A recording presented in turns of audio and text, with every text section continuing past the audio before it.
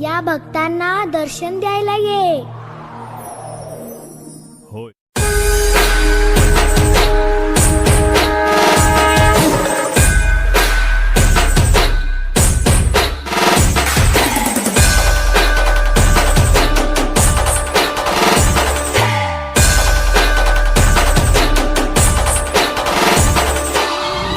आपल्याला फक्त दोनच गोष्टी आवडतात, गणपतीची गाणी आणि आपला लाडका चिमटा।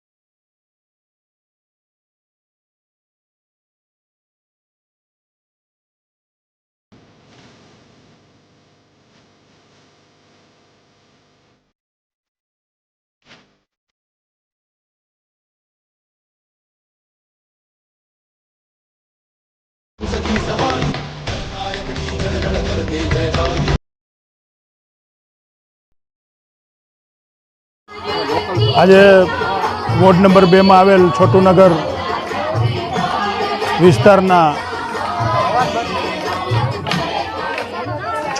વિસ્તારના ગણેશ મહોત્સવ,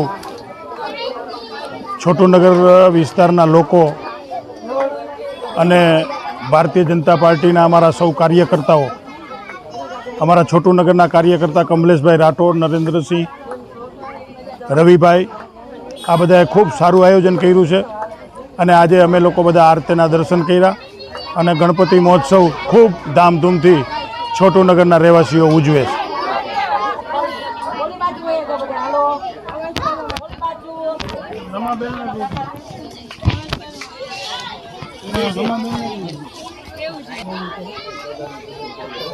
આજ રોજ ગણેશ મહોત્સવ નિમિત્તે છોટુનગરમાં નરેન્દ્રભાઈ, રવિભાઈ અને અમારા કમલેશભાઈ દ્વારા અહીંયા આ એરિયાની અંદર સુંદર મજાના ગણપતિ સ્થાપન અને આરતીનું આયોજન કરવામાં આવ્યું છે અને ચારે બાજુ નિહાળી શકાય છે કે જે બાળકો, બહેનો, ભાઈઓ બધા જ એનો લાવો લઈ રહ્યા છે. તો આ સર્વે જેમણે પણ આ ગણપતિ મહોત્સવનું આયોજન કરેલું છે તેને અમે લોકો સર્વે હૃદયપૂર્વક અભિનંદન આપીએ છીએ અને ગણપતિના આશીર્વાદ એ લોકો પર ખૂબ વરસ્યા કરે. અમને અહીં બોલાવી અને અમારું બહુમાન કર્યું એ બદલ અમે એમનો ખૂબ ખૂબ આભાર માનીએ છીએ. ગણપતિ બાપાની જય. છોટુનગર ગણેશ મહોત્સવની અંદર આજરોજ ભારતીય જનતા પાર્ટીના વોર્ડ નંબર 2ના સંગઠનના નેતાઓ અને સૌ કાર્યકર્તાઓને આરતીનો લાભ મળેલ છે. તે માટે છોટુનગરના આગેવાન અમારા કમલેશભાઈ, એવા જ અમારા બીજા આગેવાન ભાજપ કિસાન મોરચાના પ્રમુખ વોર્ડ નંબર 2ના નરેન્દ્રસિંહજી અને એવા જ ભારતીય જનતા પાર્ટીના અગ્રણી વોર્ડ નંબર 2ના રવિભાઈ રાજ્યગુરુનો આ તકે હું ડૉક્ટર પ્રિતેશ પોપટ ખૂબ ખૂબ આભાર માનું છું. કમલેશભાઈ રાઠોડની અને એમની આખી ટીમની જે છેવાડાના માનવી સુધી પહોંચવાની નેમ છે એ ગણપતિ બાપા ચરિતાર્થ કરે એવી હું ગણપતિ બાપાના ચરણોમાં વંદન સાથે પ્રાર્થના કરું છું અને એમની આખી ટીમને ખૂબ ખૂબ શુભેચ્છા આપું છું. જય ગજાનન ગણપતિ.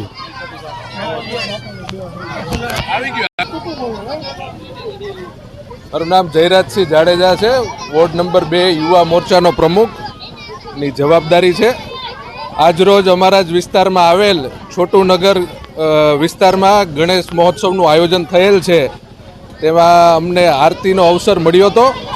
એ બદલ છોટુનગરના અગ્રણી કમલેશભાઈ રાઠોડ, નરેન્દ્રસિંહ ગોહિલ તથા રવિભાઈનો આ તકે ખૂબ ખૂબ આભાર માનું છું. હું જયંતિભાઈ બુધેલિયા, મહામંત્રી કિસાન મોરચો વોર્ડ નંબર 2. આજરોજ વોર્ડ નંબર 2ના અમારા કિસાન મોરચાના પ્રમુખ શ્રી નરેન્દ્રસિંહ ગોહિલ તથા કમલેશભાઈ રાઠોડ તરફથી આમંત્રણ મળેલું અને ગણેશ મહોત્સવને અહીંયા દાદાનું સ્થાપન કરેલ અને દર્શનનો લાભ મળેલ.